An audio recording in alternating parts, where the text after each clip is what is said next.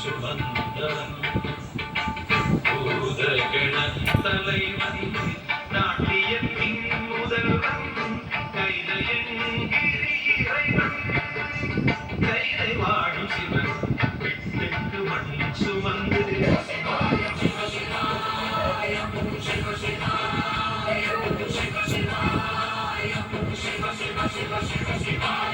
என்னப்பனல்லவா என் தாயும் அல்லவா